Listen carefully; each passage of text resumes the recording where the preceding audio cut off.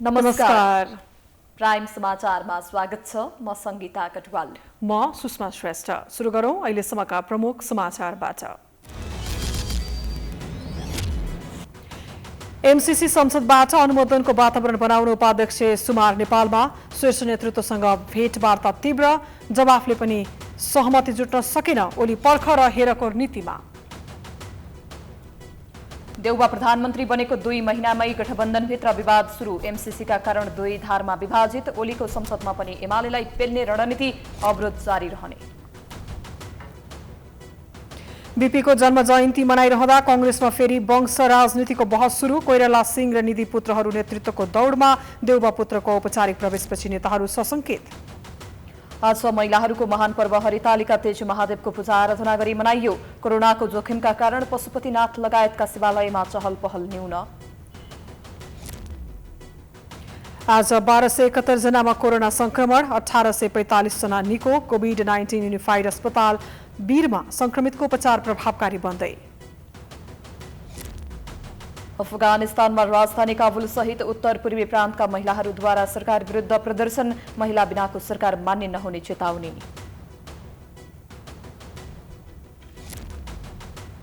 र नेपाली राष्ट्रिय महिला फुटबल टिम र बंगलादेश बीचको खेलमा नेपाल विजयी। बंगलादेश 2-1 गोल अन्तरले पराजित।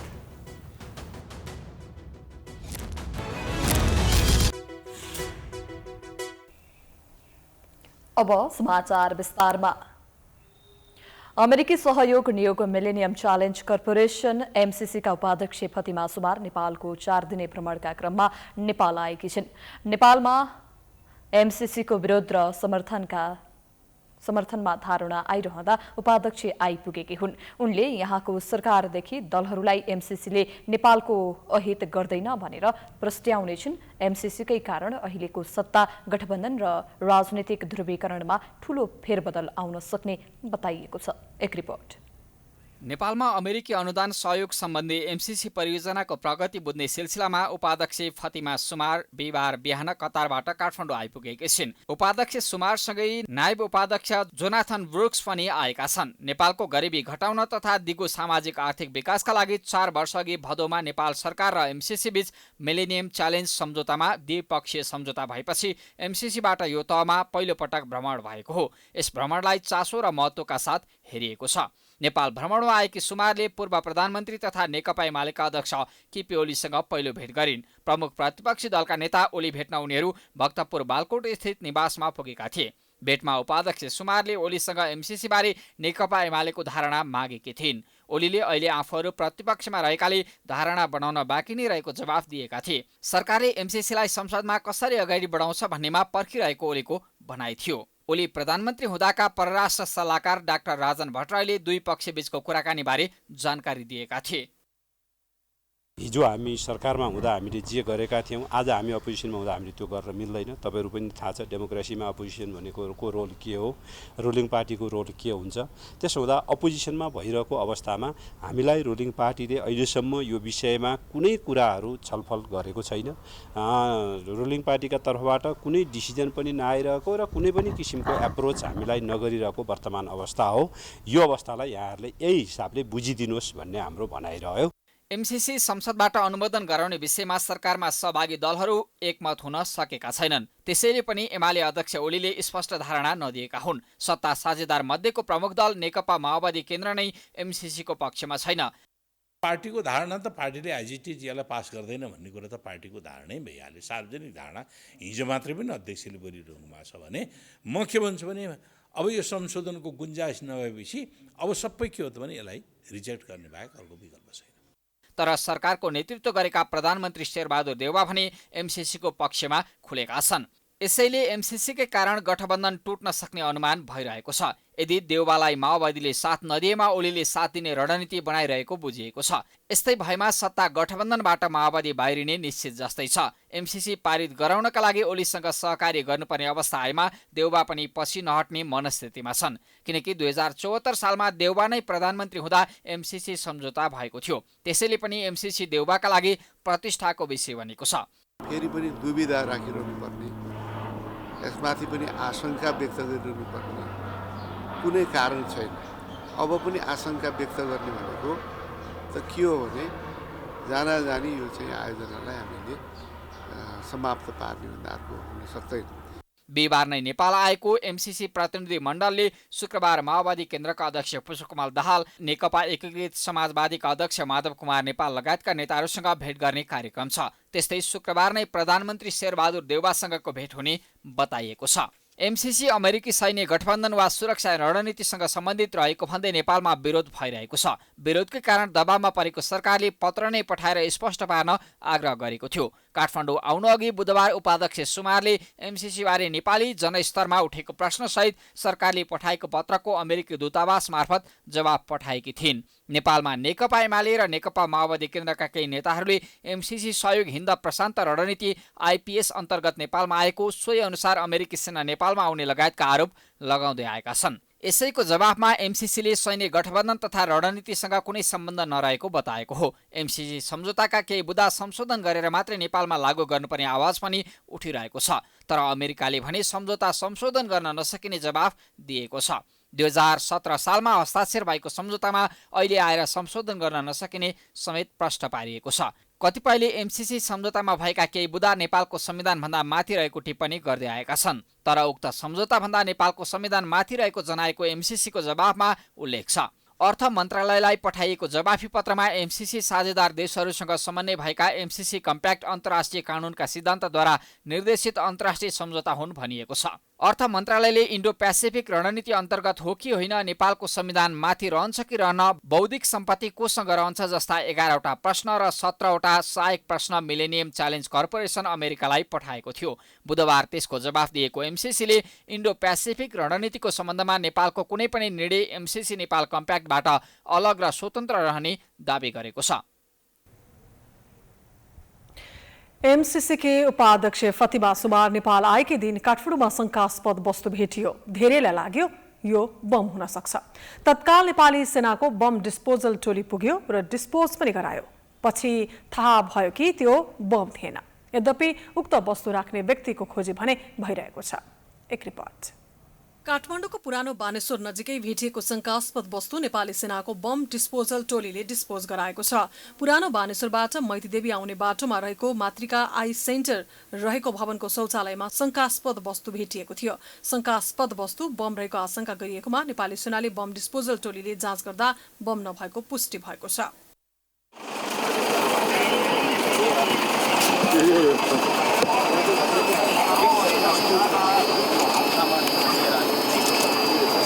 यो खास आइडी बनाउनु प्रयोग हुने सामानहरू युज गरेर यो चाहिँ अहिले सेली डिस्पोज भइसकेको छ। आँखा केन्द्रको तेस्रो तलाको शौचालयमा शंकास्पद वस्तु राखिएको थियो। शंकास्पद वस्तु भेटिएपछि सेनाको डिस्पोजल टोली केन्द्रमा पुगेको थियो। त्रास फैलाउन शंकास्पद वस्तु राख्ने 2 जना व्यक्तिहरू सीसीटीभी फुटेजमा देखिएको र उनीहरूको खोजी कार्य भइरहेको प्रहरीले जनाएको छ। बम डिस्पोजल टोलीले शंकास्पद वस्तु नियन्त्रणमा लिएको र थप अनुसन्धान भइरहेको जनाएको छ। बिहिबार बिहान काठमाडौँ ओर्लिएका एमसीसी उपाध्यक्ष फातिमा सुमार नेतृत्वको टोलीको विरोध हुने कार्यक्रम भएपछि भ्रमणलाई लक्षित गरी सुरक्षा व्यवस्था कडा पारिएको छ। नेपालमा एमसीसीको विरोध समेत भइरहेको र सुमारको भ्रमणमा विरोध प्रदर्शन हुन सक्ने आकलन गर्दै स्थानीय प्रशासनले सुरक्षा व्यवस्था कडा पारेको हो। काठमाडौँका सडक र चोकचोकमा प्रहरीले सतर्कता अपनाइरहेको छ। एमसीसी विरुद्ध केही दिन यता लगातार प्रदर्शन भइरहेको छ भने विभिन्न राजनीतिक दल र संगठनले एमसीसीका प्रतिनिधि विरुद्ध कालो झण्डा देखाउने कार्यमा सक्रिय छन्। त्यसैले पनि राजधानीको सुरक्षा व्यवस्था कडा पारिएको हो। तत्कालीन प्रधानमन्त्री केपी शर्मा ओलीलाई हटाउने संकल्प सहित अघि बढेको गठबन्धनकै कारण कांग्रेस सभापति शेरबहादुर देउवा अहिले प्रधानमन्त्रीको कुर्सीमा छन्। तर सरकार गठनको 2 महिना पुग्नै लाग्दा समेत मन्त्री परिषदलाई पूर्णता दिन नसकेको गठबन्धनलाई एमसीसी राजनीतिक नियुक्ति, दार्चुला तोइन र सीमा क्षेत्रमा भएको हेलिकप्टर उडान लगायतका मत भिन्नताले विभाजनको संघारमा पुर्याएको छ। एक रिपोर्ट।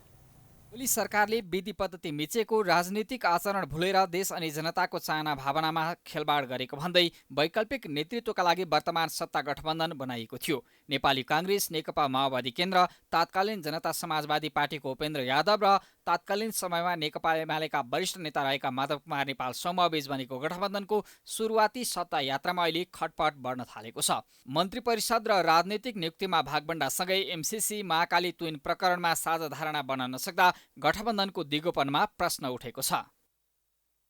पदको लडाइँ हो, पदको लडाइँलाई निकास भन्ने कि अब गतिरोध भन्ने त्यसमा भर पर्ने भयो। हाम्रो भनाइ चाहिँ के भने नेताहरूलाई तिमीहरू पदमा नलड, जनतालाई नझुक्या हो। कहिले एमसीसीको नाममा झगडा गराएको छ, कहिले टनकपुरको नाममा झगडा गराएको छ, कहिले महाकालीमा लगेर डुबाएको छ, कहिले अप्पर कर्णाली भनेको छ मित्र राष्ट्रलाई गाली गर्न लगाएको छ। एमसीसी सम्झौता अनुमोदनमा प्रधानमन्त्री र साझेदार दलहरूबीच असहमति बढ्दै गर्दा भागबण्डा विवादका कारण मन्त्री परिषदले पूर्णता पाउन सकेको छैन। महाकालीमा तुइन काटिएको घटना र नेपाल भारतको सीमा क्षेत्रमा उडाइएको हेलिकप्टर प्रकरणमा प्रधानमन्त्री उदार बनेको प्रति गठबन्धनका अन्य दल असन्तुष्ट छन्। प्रधानमन्त्री शेरबहादुर देउबा सरकारको काममा भन्दा पार्टी महाधिवेशनमा केन्द्रित भएको गुनासो गर्ने नेताहरू साझा न्यूनतम कार्यक्रम अनुसार सरकारको कामकारबाही अघि बढ्न नसकेको असन्तुष्टि पोखिरहेका छन्। अर्कोतर्फ मन्त्री परिषदले पूर्णता नपाउँदै प्रधानमन्त्री शेरबहादुर देउबाले धमाधम नियुक्ति र सरुवा गर्न थालेपछि सत्तारूढ गठबन्धनमा खटपट बढ्न थालेको छ। पशुपति क्षेत्र विकास कोषमा सदस्य सचिव नियुक्तिसँगै प्रधानमन्त्री देउबाले आफ्नो दूतका रूपमा कानुन मन्त्री ज्ञानेन्द्र बहादुर कार्की मार्फत प्रमुख विपक्षी नेता केपी ओलीसँग सम्बन्ध सुधारको पहल गरेको कारणले समेत नेकपा माओवादी केन्द्रका अध्यक्ष पुष्पकमल दाहाल प्रचण्ड र नवगठित नेकपा एकीकृत समाजवादीका अध्यक्ष माधव कुमार नेपाललाई झस्काएको छ। सत्ता गठबन्धनका मुख्य शीर्ष नेता देउबा प्रचण्ड र माधव नेपालबीच बारम्बार छलफल भए पनि मन्त्रालय भागबण्डाकै समस्या सुल्झिन सकेको छैन। भदौ 22 गतेसम्म प्रदेश र स्थानीय तहका जनप्रतिनिधिले दल रोज्ने समय सकिएपछि अध्यादेश निष्क्रिय बनाएर मन्त्री परिषद विस्तार गर्न नेताहरू सहमत भएको भनिए पनि गठबन्धन सरकारले कहिले पूर्णता पाउने अझै अनिश्चित छ। मन्त्रालय भागबण्डाको टुङ्गो लगाउने, बजेटमा साझा सहमति खोज्ने र एमसीसीको सन्दर्भमा सत्ता गठबन्धनको साझा धारणा बनाउने गरी प्रधानमन्त्री देउबा, माओवादी केन्द्रका अध्यक्ष प्रचण्ड र एकीकृत समाजवादीका अध्यक्ष नेपालबीच छलफल चलिरहेको भनिए पनि गठबन्धनका नेताहरूका अभिव्यक्ति भने फरक आइरहेका छन्। यसले समेत वर्तमान सत्ता गठबन्धनमा मतभेद बढेको आकलन गर्न सकिन्छ। तर गठबन्धन दलका नेताहरू केही मुद्दामा मतभेद रहे पनि गठबन्धन नै टुट्ने अवस्था नआउने दाबी गरिरहेका छन्। नेताहरूले गृह कार्य गरेर तयारी गर्न सक्नु पर्यो चाहिँ हैन। अहिलेको मुद्दा भनेको चाहिँ के हो त भन्दाखेरि चाहिँ राष्ट्र सङ्कटमा परेको कुरा सिस्टमलाई ड्यामेज गराउने, संसद विघटन गर्ने, के अरे डेमोक्रेसीलाई सिद्ध्याउने, राष्ट्रिय के अरे अस्थिरता र अराजकता क्रिएट गर्ने र विदेशी शक्ति केन्द्रको चलखेल बढाउने र नेपालको राष्ट्रिय अस्मिता सिद्ध्याउन खोजेको कारणले गर्दाखेरि चाहिँ यो रक्षा गर्नुपर्छ भन्ने नाममा आधारमा चाहिँ यो सहकार्य र चाहिँ तब गठबन्धनको प्रक्रिया सुरु भएको हो। त्यस कारणले गर्दाखेरि मन्त्रीमण्डलको 1-2 सिट तल माथिका कुराहरूले यो अड्किने विषय चाहिँ हुँदैन। प्रधानमन्त्री देउबा आफूले सम्हालेका मन्त्रालयमा मन्त्री परिषद निर्णयबाट हुने नियुक्तिमा व्यस्त देखिँदा ठूला नियुक्तिमा आर्थिक चलखेलको प्रश्न समेत सत्ता गठबन्धनबाटै उठ्न थालेको छ। यता प्रतिगमन परास्त गर्न बनेको गठबन्धनलाई एमसीसी प्रयोग गरेर फुटाउन सकिन्छ कि भन्ने खेल समेत भइरहेको छ भन्ने माओवादी केन्द्रका अध्यक्ष प्रचण्डले दिएको अभिव्यक्तिले समेत सत्ता गठबन्धनभित्र असन्तुष्टि र अविश्वास उत्पन्न भएको सङ्केत मिलेको छ। अर्कोतिर गठबन्धनमा रहेको राष्ट्रिय जनमोर्चा एमसीसी सम्झौताको विरोधमा सङ्घर्षमा उत्रिसकेको छ। यही मुद्दा उठाएर एकीकृत समाजवादी निकट विद्यार्थी सङ्गठन पनि सडकमा छ। गठबन्धनभित्र सहमति जुटाउन छाडेर विपक्षीलाई विश्वासमा लिएर अघि बढ्ने रणनीतिमा प्रधानमन्त्री देउबा लागेको बुझाइले समेत सत्ता गठबन्धनमा भाँडभैलो मचिरहेको छ। भोलि शुक्रबार बस्ने भनिएको प्रतिनिधि सभाको बैठक सहज रूपमा सञ्चालन हुने सम्भावना देखिएको छैन। भोलि दिउँसो 1 बजेका लागि बोलाइएको प्रतिनिधि सभाको बैठक फेरि पनि अवरोध गर्ने तयारीमा प्रमुख प्रतिपक्षी दल नेकपा एमाले छ। एमालेको विरोधका कारण बुधबार 3 पटकसम्म सञ्चालन हुन नसकेर सभामुखले भोलिका लागि बैठक स्थगित गरेका थिए। एक रिपोर्ट। साउन 30 गते अकस्मात अन्त्य गरिएको प्रतिनिधि सभाको 9औं अधिवेशन बुधबारलाई आह्वान गरिएको थियो। तर पहिलो बैठकको सुरुवातमै एमाले सभामुखमाथि खनिन थालेपछि 3 पटकसम्म बैठक स्थगित गरिएको थियो। अवरोधकै बीच सरकारले दल विभाजन सम्बन्धी दोस्रो संशोधन अध्यादेश संसदमा पेश गरेको थियो। अब शुक्रबार अर्को बैठक बोलाइएको छ। तर शुक्रबार पनि एमाले अवरोध कायमै राख्ने निश्चित छ। एमाले माधव कुमार नेपालसहित पार्टीको कारबाहीमा परेका 14 जना सांसद संघीय संसदको बैठकमा उपस्थित भएमा बैठक चलन नदिने भनिरहेको छ। शुक्रबार पनि अवरोधलाई निरन्तरता दिने एमालेका नेता सुमन प्याकुरेलले बताएका छन्। प्याकुरेलका अनुसार पार्टीले कारबाही गरेका नेपालसहित 14 सांसद सहभागी भए सदनको क्रियाकलाप अगाडि बढ्न नदिने बताएका छन्। सदन चल्न दिन्छौँ, सदन चल्न हुन्न भन्ने पक्षमा हामी छैनौँ, तर हरेकले आफ्नो ओहदा अनुसारको गरिमा राख्नुपर्छ। सभामुखले सभामुखको भूमिका खेल्न सक्नु भएन, सक्नुहुन्न। यस्तो सभामुखलाई राखेर सदन निष्पक्ष ढङ्गले चल्न सक्दैन। यता एमाले इतरका दलहरू भने प्रतिपक्षलाई पेलेरै जान्ने रणनीतिमा छन्। नेकपा एकपीडित समाजवादीका सांसद मिठमणि चौधरीले अब पनि एमाले अवरोध गरे पेलेरै जाने बताए। एमाले संसद बैठक मर्यादित तरिकाले चल्न नदिएमा बहुमतको आधारमा संसद चल्ने चौधरीको भनाइ छ। हिजो जसरी अगाडि बढ्यो भोलि पनि त्यसरी नै अगाडि बढ्छ। कि त राम्रो प्रस्तावहरू एजेन्डा राम्रो ल्याउनु पर्यो, नभए सांसद हटा सांसद लोगो खोज भन्ने कुरा गरियो भने यो संवैधानिक र कानुनी रूपमा जस्टिफाई कसरी हुन सक्छ। त्यसैले हिजो जसरी हामी अगाडि बढ्यौँ अब पनि त्यसरी नै अगाडि बढ्छौँ। एमाले अध्यक्ष केपी शर्मा ओली प्रधानमन्त्री रहेका बेला दुईपटकको प्रतिनिधि सभा विघटनले एमाले र सभामुख बीच मुठभेड चलिरहेको छ। त्यो सिलसिला सरकारले भदौ 1मा दल विभाजन सम्बन्धी अध्यादेश ल्याएर एमाले फुटाएपछि कारबाहीको सिफारिसमा परेका माधव कुमार नेपाल सहितका 14 सांसदलाई सभामुखले बचाएको भन्दै एमाले झनै रुष्ट बनेको छ, जसले संसदीय प्रक्रियालाई नै प्रभावहीन मात्रै बनाएको छैन, संसदको गरिमा समेत घटाउने काम गरेको छ। प्राइम टाइम्स टेलिभिजनका लागि क्यामेरामा मिलन मगरका साथमा रूपेश यादवको रिपोर्ट। समाचारको सिलसिला जारी छ, हामी विश्राम पछि आउँछौँ। विश्रामपछि स्वागत छ। अब बाँकी समाचार। प्रथम जननिर्वाचित प्रधानमन्त्री एवं जननायक बीपी कोइरालाको आज 107औं जन्म जयन्ती। हरेक वर्ष भदौ 24 गतेका दिन जननायक विश्वेश्वर प्रसाद कोइरालाको जन्म जयन्ती मनाउने गरिन्छ। नेपाली कांग्रेसका नेताहरूका हरेक भाषणमा बीपी कोइरालाको सपना बाँचेको छ, तर वर्तमान राजनीतिमा उनको मूल्य र मान्यतालाई पछ्याउने नेताहरूको संख्यामा नगण्य बन्दैछ। एक रिपोर्ट। नेपालमा प्रजातन्त्रको स्थापनाका लागि कठोर सङ्घर्ष गरेका विश्वेश्वर प्रसाद कोइरालाको 1971 साल भदौ 24 गते जन्म भएको थियो। बीपी कोइराला सफल राजनीतिज्ञ मात्रै होइनन्, उनी आदर्शका उदाहरण पनि हुन्। भारतको बनारस हिन्दू विश्वविद्यालयबाट राजनीतिक र अर्थशास्त्रमा स्नातक गरेका विश्वेश्वर प्रसाद कोइरालाले कलकत्ताबाट कानूनमा स्नातकोत्तर पनि गरेका थिए। लामो समय दार्जिलिङमा बसेर वकालत गरेका कोइरालाले महात्मा गान्धीको पद चिन्ह पछ्याउँदै वकालतबाट राजनीतिमा हाम फालेका थिए। सन् 1942मा दोस्रो विश्वयुद्धताका बेलायती सरकारले उनलाई जबरजस्ती सेनामा पनि भर्ती गरेको थियो। 2 वर्ष जति सेनामा रहेका कोइरालाले सन् 1947मा नेपाली राष्ट्रिय कांग्रेसको स्थापना गरे। त्यही नेपाली राष्ट्रिय कांग्रेस कालान्तरमा नेपाली कांग्रेस बन्यो। भारत स्वतन्त्र नभई नेपालमा जहानिया राणा शासन फाल्न सकिँदैन भन्ने बीपी कोइरालाले भारत स्वतन्त्र भए लगत्तै विराटनगरमा मजदुर आन्दोलनको नेतृत्व गरे। त्यही आरोपमा उनी 1 वर्ष जेलमा पनि परे। जहानिया राणा शासनको अन्त्य गराउन उनले सशस्त्र आन्दोलन पनि गरे। 2007 सालमा प्रजातन्त्र स्थापनापछि उनी मोहन शमशेरको नेतृत्वमा बनेको सरकारमा गृहमन्त्री बनेका थिए। 2015 को आम निर्वाचनमा 2/3 बहुमत प्राप्त नेपाली कांग्रेसको सरकारको नेतृत्वमा बनेको बीपी कोइरालाको सरकार 18 महिना मात्र टिक्न सक्यो।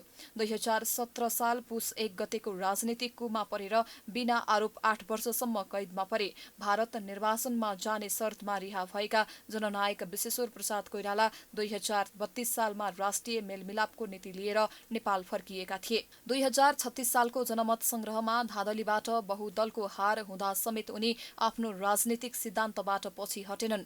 गणतन्त्रको कुरा उठ्दा उनी सधैँ राजा र आफ्नो घाँटी जोडिएको बताउँथे। खासमा समाजवाद मात्र नभएर राष्ट्रियताका पनि प्रखर हिमायती बीपी कोइराला राजा नरहे राष्ट्र र राष्ट्रियता पनि नरहने बताउने गर्थे। पञ्चायत फाल्न समेत सशस्त्र विद्रोहको सहारा लिनु उनको बाध्यता थियो। उनका समकालीनदेखि लिएर वर्तमान पुस्तासम्मका नेताहरू अहिले पनि उनलाई आदर्श मान्छन्। बीपी कोइरालाले एउटा सपना देख्नु, 15 वर्षभित्रमा हरेक नेपालीलाई म आफू जस्तो बनाउन चाहन्छु। 15 वर्षको एउटा समय निर्धारण गर्नु, अनि सपनाको एउटा खाका राख्नु, अनि त्यो गर्नका लागि एउटा डिजाइन सोच्नु। नेपाली कांग्रेस पार्टीले त्यो 15 वर्ष बीपीले भनेको कुरोलाई विश्लेषण गर्नुपर्छ। आदरणीय साथीहरू, यो बेला त्यो भनेको के हो? 2016 सालको जेठको 13 गते प्रधानमन्त्री बन्नुभएको बिपी कोइरालाले मैले 15 वर्षको समय पाएँ भने म देशलाई यहाँबाट त्यहाँ पुर्याउँछु, आफू जस्तो हरेक नेपालीलाई बनाउन चाहन्छु भनेको कुरा यो होइन कि मलाई अब 2031 सालसम्म निरन्तर प्रधानमन्त्री पदमा अब कन्टिन्यू राख, म निर्वाचनमा नगइकन 15 वर्ष बस्छु भनेको होइन। बिपीले भन्नुभएको मलाई 3वटा कालखण्ड 3वटा आम निर्वाचन विजयी गराऊ, 15 सालको निर्वाचनबाट आएँ 5 वर्ष रहन्छु, त्यसपछिको फेरि 5 वर्ष अर्को जिताउनुहोस्, त्यसपछि तेस्रो निर्वाचन जिताउनुहोस्। 3वटा निर्वाचन जितेपछि म देशलाई एउटा उचाइमा समृद्धिको उचाइमा पुर्याउँछु, मसँग यो खाका छ। बीपी जयन्तीका अवसरमा कांग्रेस भातृ एवं शुभेच्छुक संस्था र बीपी संग्रहालयले मुलुकभर विभिन्न कार्यक्रम आयोजना गरेका थिए। त्यस्तै बीपी संग्रहालयले सुन्दरीजलमा विशेष कार्यक्रम गर्यो। अहिले प्रथम जननिर्वाचित सरकारका प्रधानमन्त्री, संसदका सभामुख एवं मन्त्रीहरूलाई बन्दी बनाइएको सुन्दरीजल बन्दी गृहलाई विक्रम सम्वत 2061 भदौ 24 गते बीपी संग्रहालयका रूपमा स्थापना गरिएको छ। बीपीको जीवनका महत्वपूर्ण चीजबीजको संकलन गरी दर्शनीय बनाइएको संग्रहालय विक्रम सम्वत 2072 वैशाख 12 गतेको भूकम्पले क्षतिग्रस्त बनेपछि पुरातत्व विभागले पुनर्निर्माण अन्तिम चरणमा पुर्याइएको छ।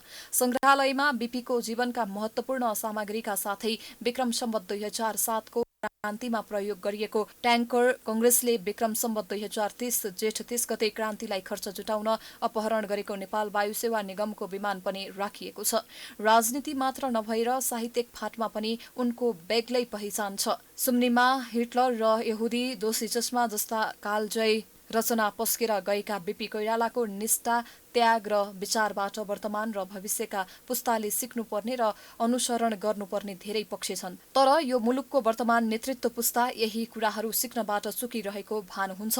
उनको सपनाको कुरा त धेरै हुने गरेको छ, सबैले उनलाई अनुसरण गर्न बिर्सिसकेका छन्।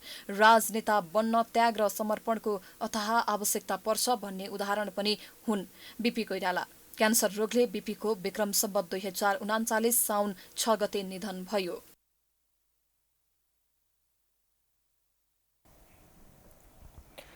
दक्षिण एसियाको विशेषता नै हो राजनीतिमा वंशवाद। भारत, श्रीलङ्का, बंगलादेश, पाकिस्तान, नेपालको राजनीतिमा वंश परम्पराले बास जमाइसकेको छ। अझ नेपाली राजनीतिमा नेपाली कांग्रेसभित्र वंश परम्पराले सक्षमलाई नेतृत्वमा पुग्नबाट वञ्चित नै गरिरहेको छ। 49 वर्ष पार्टीमा राज गरेको कोइराला परिवार अहिले फेरि नेतृत्व हत्याउने दाउमा छ। उता अन्य केही नेता पनि विगतमा पिताले पार्टीमा दिएको योगदानको आडमा नेतृत्वमा पुग्ने दाउ खोजिरहेका छन्। एक रिपोर्ट।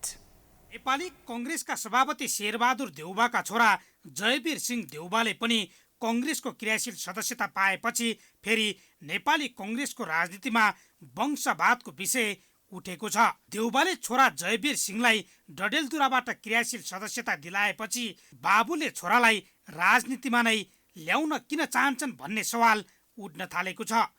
कांग्रेसको विगत हेर्दा वंशको राजनीतिले निकै प्राथमिकता पाएको छ। 46 सालसम्मको पुस्ताका सन्तानहरू यदि राजनीतिमा आयो भने अन्यथा मान्नु हुँदैन। तर आउने बित्तिकै आफ्ना पिताजीको योगदानको नाउँमा, आफ्नो कुनै नातेदारको योगदानको नाउँमा अथवा आफ्नो कुनै परिवारको सदस्यको योगदानको नाउँमा नेतै हुनुपर्छ भनेर जब भन्छ भने त्यो चाहिँ एकदमै त्यो गलत परम्परा हो। त्यो परम्परा बसाउने चेष्टा भएको छ। जस्तो केही हदसम्म हामी देखिराखेका छौँ, केही नयाँ मान्छेहरूलाई इन्ट्रोड्युस गर्ने अनि तुरुन्तै नेता मान्नुपर्ने, तुरुन्तै माथि पुग्नुपर्ने, सबैले हो भन्नुपर्ने एउटा परिस्थिति चाहिँ छ। त्यसलाई चाहिँ त्यसलाई निरुत्साहित गर्नुपर्छ। त्यसमा राणा शासन विरोधी आन्दोलनमा व्यापारिक पृष्ठभूमिका कृष्ण प्रसाद कोइरालाको योगदान अविस्मरणीय छ। उनीबाटै प्रेरणा पाएर छोराहरू मातृका प्रसाद, विश्वेश्वर प्रसाद, केशव प्रसाद, तारणी प्रसाद र गिरिजा प्रसाद कोइराला राजनीतिमा होमिए। केशव प्रसाद र तारणी बाहेक कृष्ण प्रसादका 3 जना छोरा मुलुकको प्रधानमन्त्री पनि बने। कांग्रेसमा वंशवाद हेर्दा कोइराला परिवारबाट विश्वेश्वर प्रसाद कोइरालाले 25, मातृका प्रसादले 4, गिरिजा प्रसादले 14 र सुशीलले 6 वर्ष कांग्रेसको नेतृत्व गरेका थिए। यो सबै जोड्दा कोइराला परिवारले नै कांग्रेस स्थापनाको 75 वर्षको इतिहासमा 49 वर्ष नेतृत्वमा कब्जा जमाएको छ।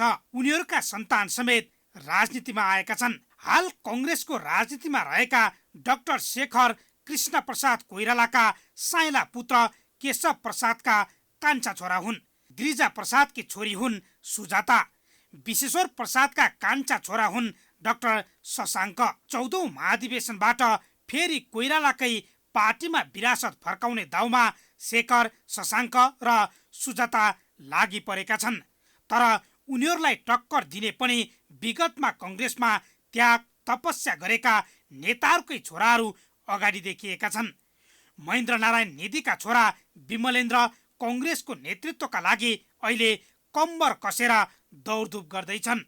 उनी पनि बाबुको राजनीतिक योगदानलाई भजाएर 14औं महाधिवेशनबाट नेतृत्वमा पुग्न चाहन्छन्। त्यस्तै लौह पुरुषको उपमा पाएका गणेशमान सिंहका छोरा प्रकाशमान पनि कङ्ग्रेसको नेतृत्व लिन जोडबल गरिरहेका छन्। 14औं महाधिवेशनसम्म आइपुग्दा कङ्ग्रेसमा पिताको योगदानमा केही मात्रामा आफ्नो पनि योगदान थप्दै छोरा पुस्ता नेतृत्व हत्याउने दाउमा छन्। बिपीका छोराहरू बिपीले सङ्घर्ष गर्नुभयो, अब त्यो एउटा पाटो भयो।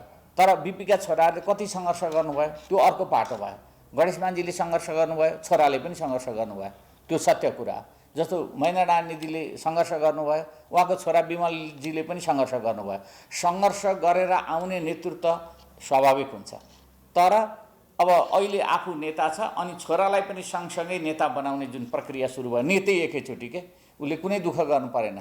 बाबुको पिए भएको छ अथवा घरमा आउने मान्छेलाई भेटोघाटो गराएको छ अथवा शक्तिको कारणले मान्छेसँग केही सम्पर्क भएको छ, त्यत्तिकै आधारमा नेतृत्वमा ल्याउने प्रयत्न भयो भने त्यो चाहिँ गलत हो, त्यो गलत संस्कार हो। त्यो चाहिँ विगतलाई हेर्ने हो भने कङ्ग्रेसमा दुई तरिकाबाट नेतृत्व तय हुने गरेको छ, वंशवाद र वरिष्ठता। सुवर्ण शमशेर राणा, कृष्ण प्रसाद भट्टराई र देउबाले वरिष्ठताका आधारमा नेतृत्व गरे। सुवर्ण शमशेरले 2 र कृष्ण प्रसाद भट्टराईले 20 वर्ष कङ्ग्रेसको नेतृत्व गरे। भट्टराईले 19 वर्ष कार्यवाहक सभापति भएर पार्टी हाँके। नेताहरूले पार्टीमा गरेको योगदानलाई नकार्न सकिँदैन, तर आफ्नो भन्दा पिताको योगदानको आडमा राजनीतिमा जम्न खोज्नु र नेतृत्वमै पुग्ने चाहना राख्नुलाई सही मान्न सकिँदैन। आज हिन्दू महिलाहरूको महान चाड हरितालिका तीज मनाइएको छ। विगतका वर्षहरूमा तीजका बेला पशुपतिनाथ लगायतका शिवालयमा पूजा गर्न जाने महिलाको निकै ठूलो भिड लाग्थ्यो। तर गत वर्ष र यस वर्ष भने कोरोना भाइरसको महामारीका कारण मन्दिरमा पहिलेको तुलनामा भिड कम देखिएको छ। एक रिपोर्ट। नेपाली महिलाहरूको महान पर्व तीज बिहिबार देशभर धुमधामसँग मनाइएको छ। दर खाएर बसेका महिलाहरू यस दिन दिनभर निराहार व्रत बसेर भगवान महादेवको पूजा आराधना गर्ने गर्दछन्। हृदय स्वच्छ भए मनोकांक्षा पूर्ण हुने धार्मिक विश्वास तीजको व्रतमा अन्तर्निहित छ। तीजमा महिलाहरूले निर्जल निराहार उपवास बस्नुपर्ने धार्मिक मान्यता छ। श्रीमानको आयु बढ्ने अनि त्यहाँपछि आफ्नो पनि यसो हुने, रोग व्याध पनि हरण गर्ने, यस्ता यस्ता कुरा हुनाले यो शिव र पार्वतीको व्रत लिएको हो। उहाँहरूले भक्ति गरेर भोकै बसेर अनिखेर स्त्री जातिहरूले भोकै बसेर हिजो चाहिँ खाए, आज चाहिँ अब निराहार सबै बसेर अनिखेर पानीसम्मले पनि अझ खाँदैन थियो, अझ चाहिँ पानीसम्म पनि खान्छन्। महिलाहरूले विशेष गरी आफ्नो स्वास्थ्य र श्रीमानको दीर्घायुको कामनाका लागि व्रत बस्ने गर्छन्। पहिल्यैदेखि चलन आएको चलन, अनि अर्को कुरा अब आफ्नो मनोकामना पुरा होस् भनेर, आफ्नो श्रीमानको आयु लामो होस् भनेर, होइन त्यो आफ्नो स्वास्थ्यको लागि होइन, सब परिवारको राम्रोको लागि अब तीजको व्रत बसेको हो। देशभरका शिवालयहरूमा पूजाआजा गर्ने महिलाहरूको भिड लागेको छ। कोरोना महामारीका कारण यसपटक भने पशुपतिनाथ मन्दिरभित्र प्रवेश दिएन। मन्दिर बाहिर भने निकै भिडभाड थियो। भिडभाड नियन्त्रण गर्नका लागि केही सुरक्षा कर्मीहरू खटाइएको थियो। महिला प्रहरीहरू पनि पाशुपत क्षेत्रमा भिड व्यवस्थापनमा सक्रिय देखिन्थे।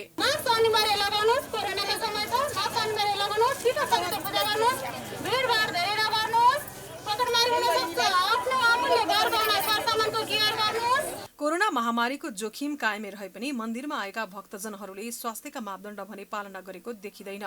कोरोना संक्रमणको त्रास भने सबैमा थियो। डर नै भएको थियो होइन, कोरोनाको महामारी छ अनि खै भित्र जान दिन्छ कि दिँदैन भनेर आएको, तर त्यो छैन रहेछ, राम्रो गरेछ।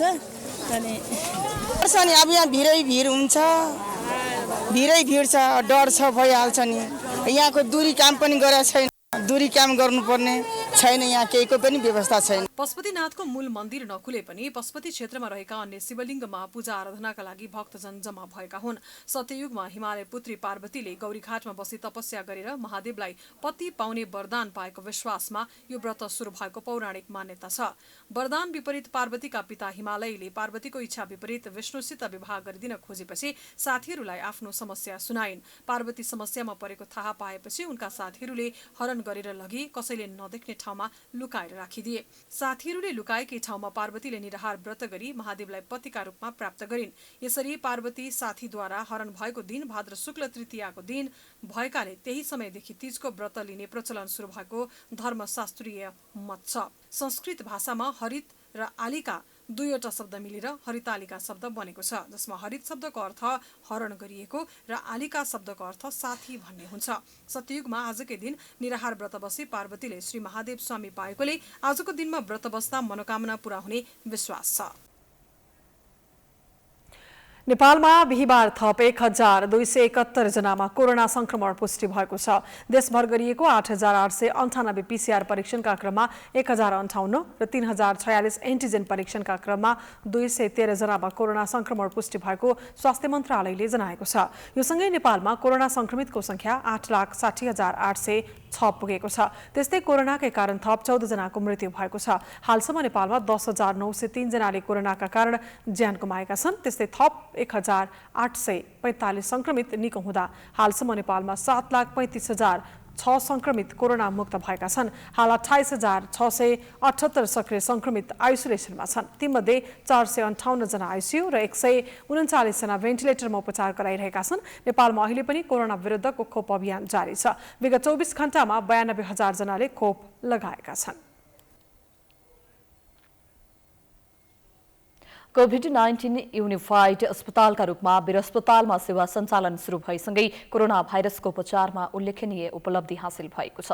यो अस्पताल सञ्चालनमा आएसँगै कोरोना महामारीको दोस्रो लहरमा झैं संक्रमितले बेड नपाएर गेटबाटै फर्किन पर्ने अवस्थाको अन्त्य हुने दावी गरिएको छ। कोरोना महामारीको सम्भावित तेस्रो लहरको जोखिम नटरेको अवस्थामा कोभिड युनिफाइड अस्पताल सञ्चालनमा आउनु खुसीको कुरा पनि हो। एक रिपोर्ट। कोरोना महामारीको तेस्रो लहरमा संक्रमितको उपचारमा निकै समस्या देखिएको थियो। त्यति बेला संक्रमितले अस्पतालको बेड मात्र नपाएर अक्सिजनबाट समेत वञ्चित हुनु परेको थियो, जसका कारण बचाउन सकिने कतिपय संक्रमितले अनावाहक रूपमा ज्यान गुमाउनु परेको थियो। यस्तो समस्या फेरि नदोहोरियोस् भन्नका लागि मुलुकका सरकारी अस्पतालको स्तरोन्नति गरिँदैछ। कतिपय अस्पतालमा अक्सिजन प्लान्ट, जनशक्ति लगायत आइसियु तथा भेन्टिलेटरको संख्या समेत थप गरिसकिएको छ। यही अवधिमा वीर अस्पतालको नयाँ भवन समेत तयार पारेर उपचार सेवा सुरु गरिएको छ। वीरको नवनिर्मित भवनमा अहिले पनि 24 जना कोरोना संक्रमितको आइसियुमा उपचार भइरहेको छ। तत्कालका लागि 300 शय्याको क्षमता रहेको नवनिर्मित भवनमा सुरुवाती चरणमा 9वटा आइसियु बेड समावेश गरिएको थियो। तत्कालका लागि 300 जनासम्म कोरोना संक्रमितले त्यहाँबाट उपचार पाउन सक्नेछन्। अझै आवश्यकता अनुसार बेड थपिँदै लैजाने निर्देशक भूपेन्द्र बस्नेत बताउँछन्। सम्भावित तेस्रो लहरलाई ध्यान राखेर वीर अस्पतालमा गरिएको सेवा विस्तारले धेरैको ज्यान जोगाउन सकिने धारणा उनको छ। हामीले तेस्रो लहरको प्रक्षेपण गरेरै तयारी अवस्थामा हामी तयारीमा लागिरहेका छौँ, तयारी गर्दै नै छौँ। अब अर्को अहिले 50 बेड पछि अर्को 50 बेडको आइसियु पनि हामी 50वटा भेन्टिलेटर हाम्रो आइसकेका छ आइसियुमा, 50वटा मोनिटर आइसकेका छ, 50वटा बेड यही हप्तामा आउँछ आइसियु। हाम्रो अर्को 50वटा आइसियु पनि त्यो बिल्डिङमा एक हप्तामा अब तयार हुन्छ, अर्को एक हप्तामा तयार हुन्छ। आदि सामान आइसकेका छ, बेड नआएको भएर मात्रै रुक्या हो। हामी त्यो बिल्डिङमा अहिले 100 बेडको आइसियु, 100 बेडको एचडियु र 300 बेडको जनरल हुने गरी हामी सबै तयारीमा रहन्छौँ।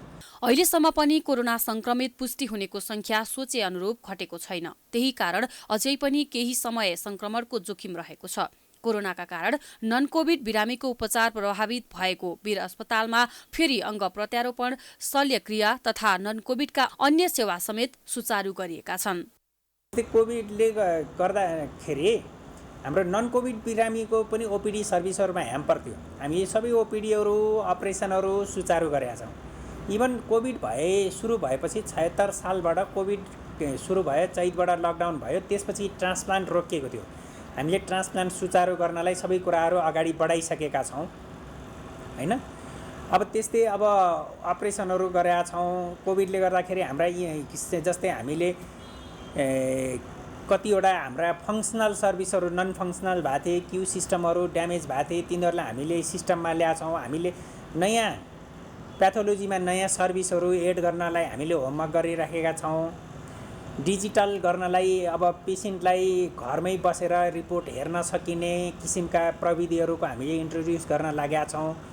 वीर अस्पतालमा अझै 50-50वटा भेन्टिलेटर मोनिटरका साथै तत्कालका लागि आवश्यक 50 शैय्या अर्को सातासम्म जडान गर्ने कार्य समेत अन्तिम चरणमा पुगेको छ। देशकै सबैभन्दा पुरानो वीर अस्पतालले पछिल्लो समय उल्लेख्य रूपमा स्तर उन्नति गरेको छ। यसैगरी युनिफाइड कोभिड अस्पतालको रेखदेखमा मुलुकका अन्य अस्पतालमा पनि सुधारका कार्य हुँदै गएको छ। यस्तो कार्यले आगामी दिनमा कोभिड र नन कोभिडका बिरामीले अनावाहक रूपमा ज्यान गुमाउनु पर्ने परिस्थितिको सृजना नहुने विश्वास गर्न सकिन्छ। समाचारको सिलसिला अझै जारी छ। हामी विश्रामपछि आउँछौँ। विश्रामपछि स्वागत छ। अब बाँकी समाचार। नेपाली सेनाको कमान्ड आजदेखि प्रभु राम शर्माले सम्हाल्दैछन्। प्रधान सेनापति पूर्णचन्द्र थापाले औपचारिक रूपमै उनका उत्तराधिकारीमा हस्तान्तरण भइसकेको छ। सैनिक ऐन अनुसार सेना प्रमुखको 3 वर्षीय पदावधि पूरा गरेर प्रधान सेनापति थापा आजदेखि अनिवार्य अवकाशमा गएका हुन्। सेवानिवृत्त हुनु 1 महिना अघिबाट प्रधान सेनापति विदामा बस्ने प्रचलन अनुसार थापा पनि साउन 25 गतेदेखि विदामा बसेका थिए। एक रिपोर्ट।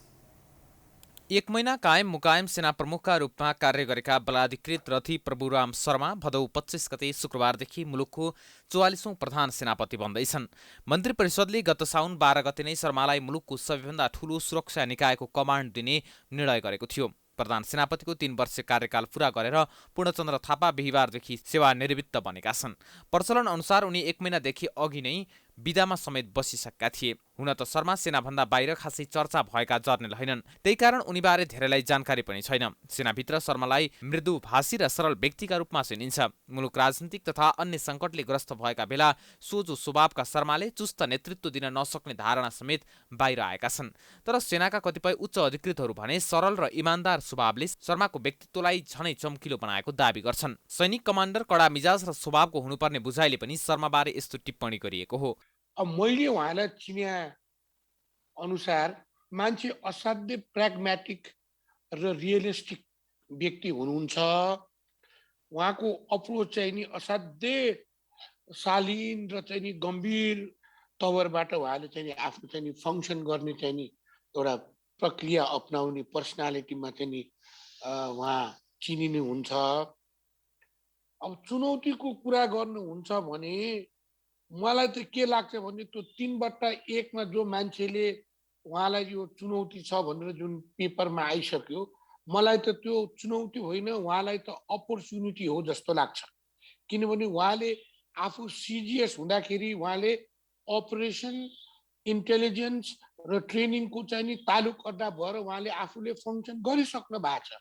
त्यही बेलाको चाहिँ नि कति पृथक प्रयासबाट त्यो 3/1 चाहिँ नि नेसनल आर्मीले नेसनको लागि आफूले प्रोफेसनली बेटर इफेक्टिभ एउटा तवरबाट चाहिँ नि परिचालन गर्न सकिन्छ भन्ने दृढ लिएर कलेक्टिभ एफर्ट यो प्रिन्सिपल स्टाफ अफिसर्सहरू मध्ये उहाँ पनि पर्नु भएर उहाँहरूले डिसाइड गरेको चिजमा अब त उहाँले झन् लागू गर्ने मौका पाउनु भएको छ।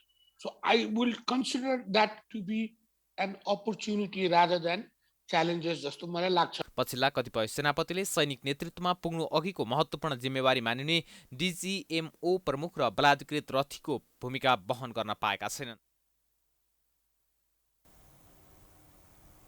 विद्यार्थीहरूले त्रिवी चिकित्सा शास्त्र अध्ययन संस्थान आइओएमा केही बेर खोलिएको ताला फेरि लगाएका छन्। जनस्वास्थ्य विषयको स्नातकोत्तर तहका विद्यार्थीले डिनको कार्यालय र परीक्षा महाशाखामा फेरि ताला लगाएका हुन्। शोध परीक्षाका लागि विभेदकारी निर्णय गरेको र विद्यार्थीको शोध प्रस्ताव पास नगरे फेल गराउने नियत लिएको भन्दै विद्यार्थीहरूले निरन्तर आन्दोलन गरिरहेका छन्। उनीहरूले शोध प्रस्ताव पास नगर्ने र समय पनि नदिई एकैपटक मौखिक परीक्षाको मिति परिवर्तन गरिएको भन्दै आफूहरू आन्दोलनमा उत्रिनु परेको दावी गरेका छन्।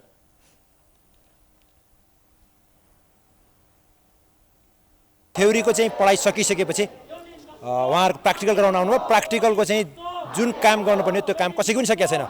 100% तीनटै कलेजको स्टुडेन्टहरू यहाँ उपस्थित हुनुहुन्छ।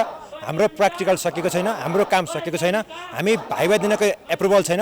त्यसो भयो भने हामीलाई भोलि बिहान कानुनी हिसाबले र गुणस्तरीय हिसाबले हामीमाथि क्वेसन मार्क आउँछ भनेर विद्यार्थीहरू भनिराख्दाखेरि केही प्राइभेट कलेजको उसका हाटमा चाहिँ यहाँको परीक्षाले चाहिँ परीक्षा गराउने र जबरजस्ती परीक्षा गराएर चाँडो पास आउट गर्ने र फी चाहिँ लिने जो प्रपञ्च रचेको छ।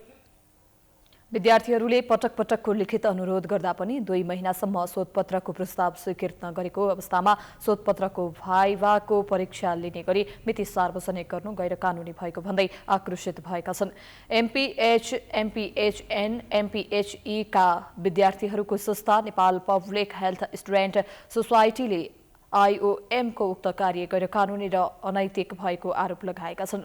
अहिले सार्वजनिक भएको परीक्षा मिति बदल गरी संस्थानको इथिकल रिभ्यू कमिटीले भाइभा गर्ने निर्णय सहितको सूचना जारी नभएसम्मका लागि आन्दोलन जारी राख्ने चेतावनी दिएका छन्।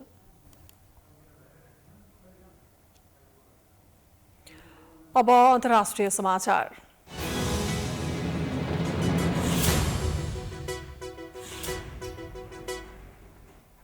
अफगानिस्तानका महिलाहरूले पुरुष प्रधान सरकारको विरोध गरेका छन्। तालिबानले महिला बाहेकको अन्तरिम सरकार गठन गरेपछि दर्जनौं महिलाहरूले काबुल सहित उत्तरपूर्वी अफगान प्रान्तहरूमा विरोध प्रदर्शन गरेका हुन्। उनीहरूले महिला बिनाको सरकार आफूहरूलाई कुनै हालतमा मान्य नहुने भन्दै नाराबाजी गरेका थिए। प्रदर्शनमा उत्रिएका महिलाहरूलाई तालिबान सम्बद्ध व्यक्तिहरूले कुटपिट गरी तितरबितर पारेका थिए। विरोध प्रदर्शनको समाचार सङ्कलन गर्न गएका पत्रकारलाई पनि नियन्त्रणमा लिएर कुटपिट गरेको बताइएको छ। तालिबानले आफ्नो विरोध गर्न चेतावनी दिँदै प्रदर्शनलाई अवैध भनेको छ, तर प्रदर्शनकारीले तालिबानको प्रतिक्रियालाई बेवास्ता गर्दै विरोधका कार्यक्रम गरिरहेका छन्।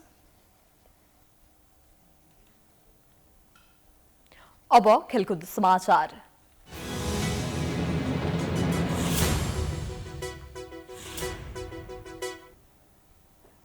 नेपाली राष्ट्रिय महिला फुटबल टिमले पहिलो मैत्रीपूर्ण खेलमा बंगलादेशलाई पराजित गरेको छ। बिहिबार त्रिपुरेश्वर स्थित दशरथ रंगशालामा भएको खेलमा नेपालले बंगलादेशलाई 2-1 गोल अन्तरले पराजित गरेको हो। नेपालको जितमा सविता राणा र प्रीति राईले 1-1 गोल गरिन्। त्यस्तै बंगलादेशकी तहुरा खातुनले 1 गोल फर्काइन्। एएफसी महिला एसियन कप 2022 छनौटको तयारीका लागि नेपालले बंगलादेशसँग मैत्रीपूर्ण खेल खेलेको हो। दोस्रो मैत्रीपूर्ण आइतबार हुनेछ। एएफसी महिला एसियन कप 2022 छनौट उज्बेकिस्तानमा आयोजना हुनेछ।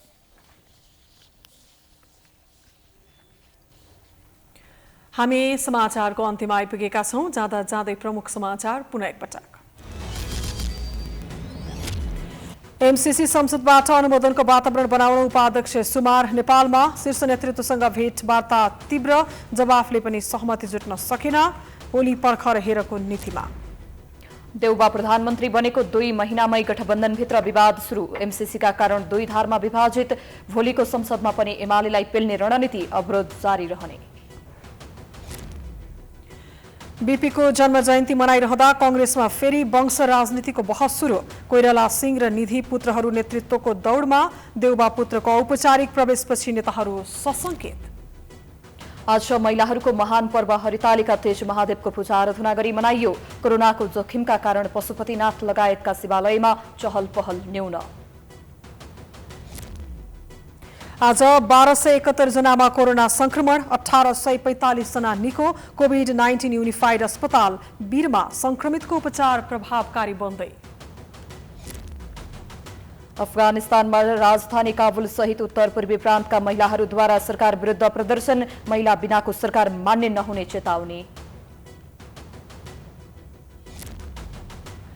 र नेपाली राष्ट्रिय महिला फुटबल टिमद्वारा बंगलादेशसँगको पहिलो मैत्रीपूर्ण खेल 2-1 गोल अन्तरले विजयी।